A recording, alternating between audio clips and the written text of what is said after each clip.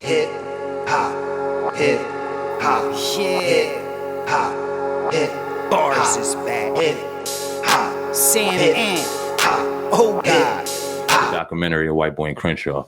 Yeah. And on there said that you worked with Def Jam. You brought in Montell Jordan. This Is How We Do It became a smash hit, one of the first R&B smash hits on Def Jam. Warren G's album brought that to Def Jam, pretty much saved Def Jam. Russell Simmons said it himself. But then you had some falling out with him and Lyor Cohen. I forgot what you called him, but it wasn't very, very nice. Who were the worst people you worked with? And we know Lyor Cohen as Dame Dash is one of his Mount Rushmore of culture vultures. Anyway, so talk about that. Let's just get into that conversation, the culture vulture conversation. But the first working with Russell Simmons and Lyor Cohen and what that experience was like.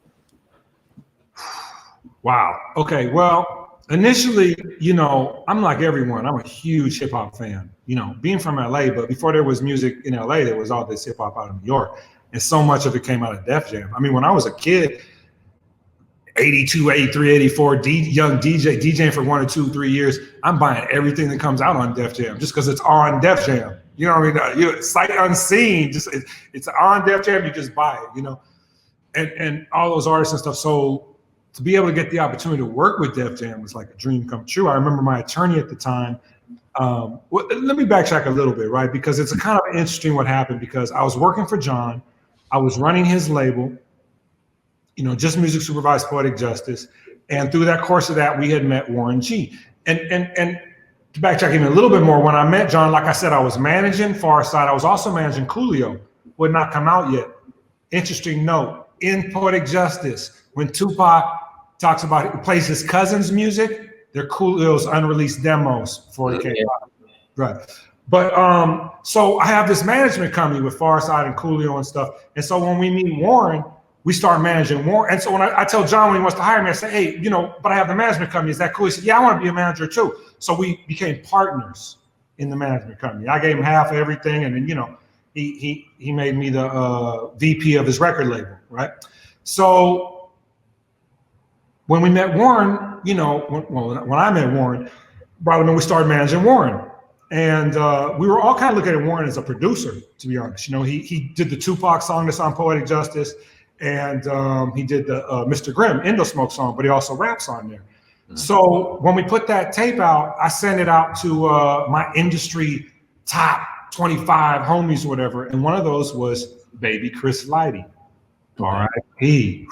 Yeah, I met this wonderful human being when he was the road manager for the Jungle Brothers, my favorite rap group. I ran up and fanned out on him, you know what I mean? And we've been friends ever since. So I sent him the tape, and he calls me back and he says, hey, who's the guy in the third verse rapping? I said, oh, that's Warren G, Snoop's DJ, Dr. Dre's brother.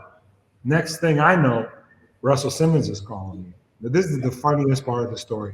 I knew Russell, but he didn't fuck with me, right? And so he calls me, I'm at New Deal, John Singleton's office. And I think it's one of my homies, he's got that heavy list, like playing a joke. Because, I had just recently started my street promotion company. We're kind of like playing basketball at 2, smoking blunts at 3 in the afternoon. It's not so corporate, And so now I'm like, and I cuss out Russell Simmons. I say, look, I don't have time to play games. I'm up here. I got a job now. Like, I'm getting serious with this industry stuff, and literally hang up on Russell. Because I think it's one of my friends clowning me. Hey, Paul, this is Russell. So he calls back, no, this is really Russell. I was like mortified I'd hung up on Russell Simmons. But anyway, they say, hey, we want to sign Warren. And to make kind of a long story short, they fly me out to New York. So I call in sick on a Friday. I go out there to meet with them to see what they're talking about. Monday, I come back, no deals are done, just some discussion, you know what I mean? Monday, I come back, John found out I went to New York, has me escorted off the lot.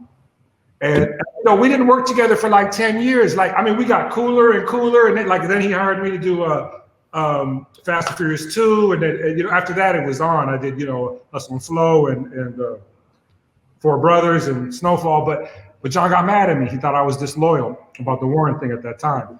So I ended up doing as Warren's manager, signing him to Violator, Def Jam. Me and Chris Lighty co-executive produced the album.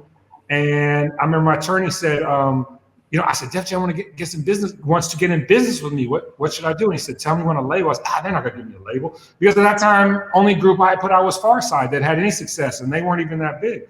He said, they're gonna give you a label. And so I said, I want a label, and they gave me PMP, which had been my street promotion company, then management company, a label deal. It was kind of a glorified, production deals used to give back then. Basically, I had a couple points on top of the artist deal and an advance, but it's branded with my thing, you know what I mean? And, they made me, there was no Def Jam West, there was no offices. So I opened up their offices out here. And at first, Lyor thought I was his great white hype, man. The great white hope or whatever. They both loved me because you got to understand, Def Jam, like Russell said, Born Save the Company, they had missed the whole West Coast phenomenon. In the course of like a month or two, not only did I send them Warren G and Montell Jordan, I also sent them Domino, who had a big hit out here, and they ended up distributing. So I put them in the game in West Coast hip hop when they had missed that whole phenomenon and were struggling financially, So at first it was like great. And, before I bash, I'm gonna say this about Lyor. I learned a lot from working with him. He's a beast, he's a savage, as far as like work ethics and this kind of thing, and I'm still a young guy getting into the industry and everything, and so that kind of impression, made a lot of impression on me and I think, helped me in my career. And Russell, I just had immense respect for him. He was such a hustler, and the way he was like, that time Fat Farm was really big. He was still in the music, but he was like half, doing all the other things and everything, and so it was great at first. But what happened was, Def Jam was going through a weird time. They were in between distribution deals and they were very short on money, but they really didn't share any of this information, right?